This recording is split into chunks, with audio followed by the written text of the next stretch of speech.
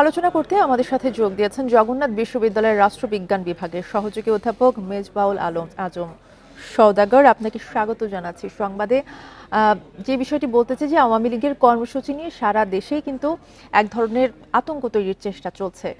Checkpost বসিয়ে কিন্তু তল্লাশি সহ নানা সতর্কতাও নিয়েছে আইন শৃঙ্খলা বাহিনী। এই নিয়ে আপনার কি মন্তব্য? জি, ধন্যবাদ আপনাকে। আওয়ামী লীগ যেভাবে মাঠে ফিরে আসা, তার রাজনীতিতে ফিরে আসার একটা চেষ্টা চালাচ্ছে। এখন প্রশ্ন হচ্ছে যে একটা গণ অভ্যুত্থান পরবর্তী পরিস্থিতিতে যে ক্ষমতাচ্যুত হয়ে দেশের বাইরে পালিয়ে যাওয়ার পর একই দেশে আবার রাজনীতিতে যে ফেরত আসার যে প্রক্রিয়া, এই প্রক্রিয়াটার দিকে যদি আমরা তাকাই বা বিশ্লেষণ করি, কয়টা পথ আছে ফিরে আসার। একটা পথ হচ্ছে নির্বাচনের মাধ্যমে ফিরে আসতে হবে।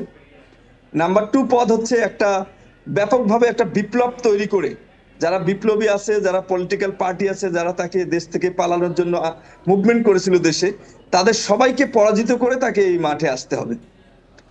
আরটা হচ্ছে অন্য কোনো মানে ব্যাকডোর দিয়ে কোনো ক্ষমতা, যেমন সামরিক অভ্যুত্থান ইত্যাদি ইত্যাদির মাধ্যমে। এই তিনটা হচ্ছে তাদের ফিরে আসার রাস্তা।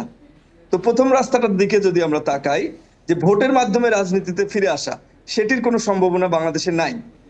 সেকেন্ড রাস্তার দিকে যদি আমরা তাকাই, যে তারা একটা বিপ্লব করবে এই দেশে, এবং এই বিপ্লবটা যদি তাদেরকে করতে হয়, তাহলে যে বিপ্লবীরা তাকে তাড়িয়ে দিয়েছে দেশ থেকে, তাদেরকে পরাজিত করে সবাইকে মানে মেরে ফেলে বা সবার উপর নির্যাতন নিপীড়ন চালিয়ে হত্যা করে, মানে একটা বিপ্লবের পরিস্থিতিতে যা হয় সেইভাবে সবাইকে সরায় দিয়ে তারা এসে আবার চেয়ারে বসবে, আবার শেখ হাসিনা এসে চেয়ারে বসবে, আবার ওবায়দুল কাদের এসে মন্ত্রী হবে, সেটা একটা পথ। সেটারও এই মুহূর্তে কোনো সম্ভাবনা নাই। নাম্বার 3 হচ্ছে যে সামরিক অভ্যুত্থান, সেটারও কোনো সম্ভাবনা নাই। তাহলে তার কি পথ? তারা যে পথটা এখন কিন্তু এই ক্ষেত্রে একটা অবলম্বন বিষয় একটু করেছে। যুক্ত করতে চাই যে আওয়ামী লীগ কিন্তু টাকা দিয়ে নাশকতা করাচ্ছে বলে জানিয়েছে পুলিশ। এটি প্রতিরোধে আসলে কি ধরনের ব্যবস্থা নেওয়া উচিত বলে আপনি মনে করেন? সেটা সেটাই আমি বলছি। তাহলে তিনটা পথের কোন একটা পথেরও কিন্তু তাদের সম্ভাবনা নাই।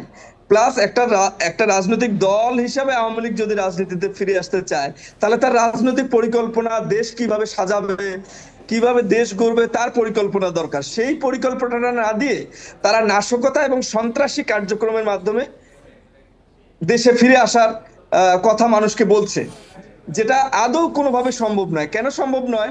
একটা হচ্ছে যে আইন শৃঙ্খলা বাহিনী তার প্রয়োজনীয় পদক্ষেপ তো নিচ্ছেই, এখানে আইন শৃঙ্খলা বাহিনীকে অত্যন্ত সতর্ক ভূমিকা পালন করতে হবে। আর একটা বিষয় হচ্ছে যে এই সন্ত্রাসী গোষ্ঠীর বিরুদ্ধে বাংলাদেশে কিন্তু অনেকগুলো প্রেসার গ্রুপ ইতিমধ্যে তৈরি হয়েছে, আপনি দেখেছেন। পলিটিক্যাল পার্টিগুলো তাদের বিরুদ্ধে একটা প্রেসার গ্রুপ হয়ে আছে, সাধারণ জনগণ আছে। এর পাশাপাশি প্রত্যেকটা পাড়ায় মহল্লায়, প্রত্যেকটা এলাকায়, বিশেষ করে ঢাকা শহরে এই জুলাই চেতনার পক্ষে কিন্তু অনেক সংগঠন, প্রেসার গ্রুপ ইতিমধ্যে দাঁড় হয়েছে।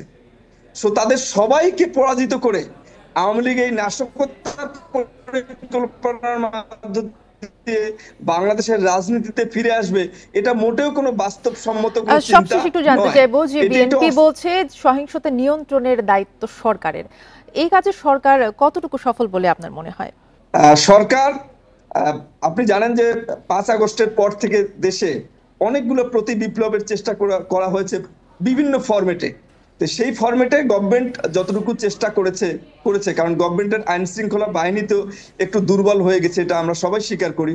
সেই প্রেক্ষিতে কিন্তু আইন শৃঙ্খলা বাহিনীকে অনেকেই সহায়তা করেছে, যাতে আইন শৃঙ্খলা বাহিনী যাতে এই নাশকতার পরিকল্পনাগুলো যেন দমন করতে পারে। অনেকেই যার যার অবস্থান থেকে আইনগত ভাবেই অনেকে সহায়তা করেছে।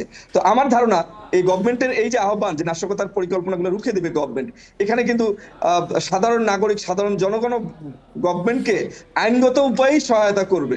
সুতরাং এই সহায়তাটা আমার মনে হয় দেশের স্বার্থেই জনগণ করবে, রাজনৈতিক দলগুলো করবে, সবাই করবে। কিন্তু মূল দায়িত্ব কিন্তু সরকারের, এখানে সবাই সহযোগিতা করবে, এবং এই চেষ্টাটা কোনোভাবে কোনো সফল হওয়ার কোনো সম্ভাবনা আমি দেখছি না।